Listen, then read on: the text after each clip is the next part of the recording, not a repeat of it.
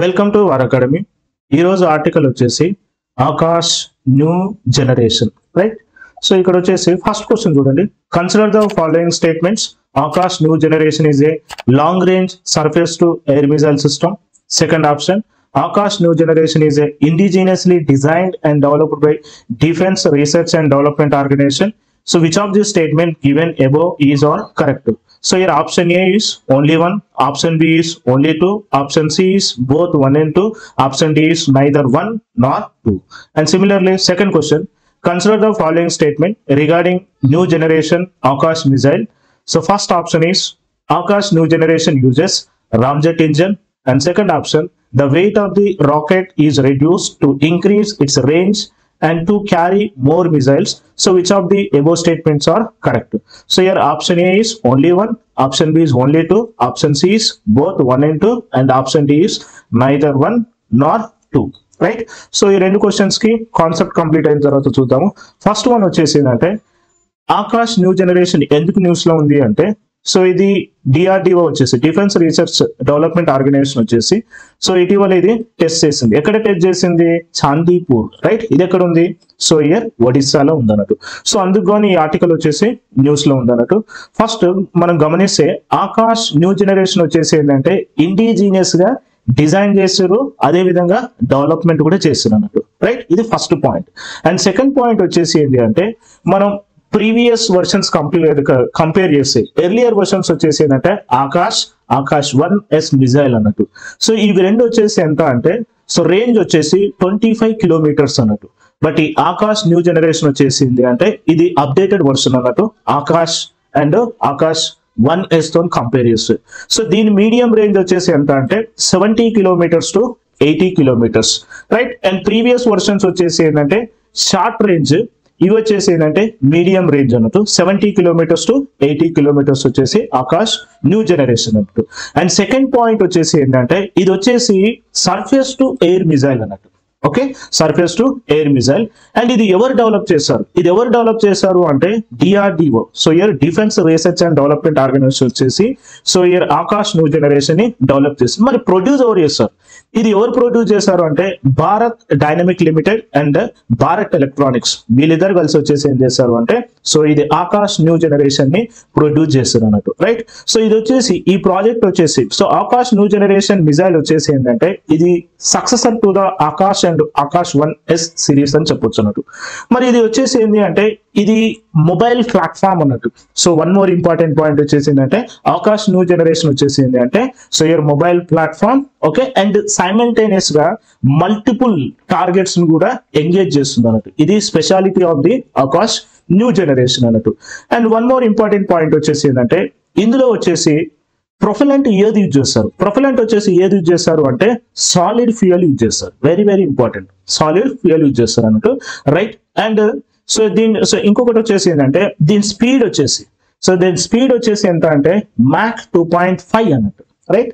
And ఇందులో ఏమేమి features ఉన్నాయంటే ఫస్ట్ వన్ వచ్చేసి ఏంటంటే so year dual pulse solid rocket motor ఇది, ఓకే? అండ్ సెకండ్ వన్ వచ్చేసి ఏంటంటే క్యానిస్టరైజ్డ్ లాంచర్ ఉంది. అండ్ థర్డ్ వన్ వచ్చేసి AESA multi function targeting radar అన్నట్టు.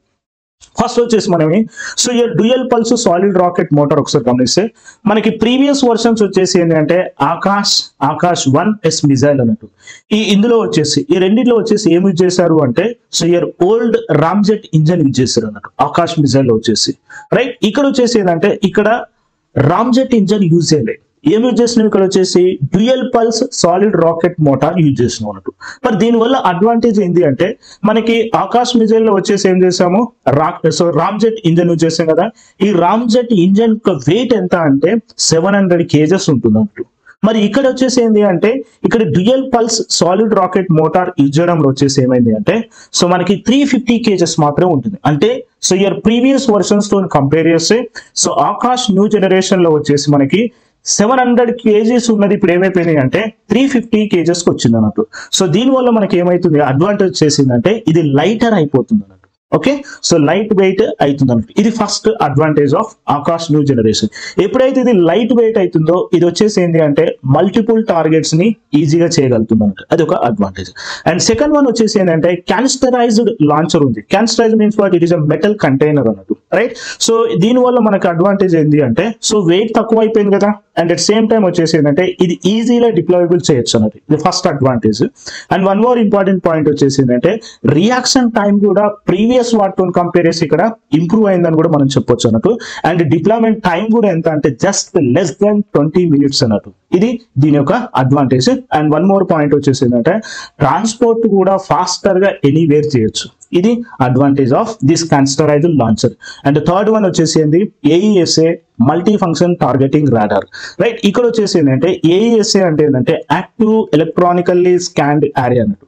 దీనివల్ల మనకు అడ్వాంటేజ్ వచ్చేసి ఏంటంటే ప్రీవియస్ వాటితో కంపేర్ చేస్తే ఇక్కడ వచ్చేసి ఏంటి అంటే సో టార్గెట్స్ ని సో ఇయర్ యాక్యురేట్ గా ఫైండ్ అవుట్ చేసి means the probability of killing వచ్చేసి ఏమైపోయింది అంటే ఇక్కడ ఇంప్రూవ్ అయింది అన్నట్టు. ఓకే, ఇది దీని యొక్క so advantage of AESA multi function targeting radar అన్నట్టు.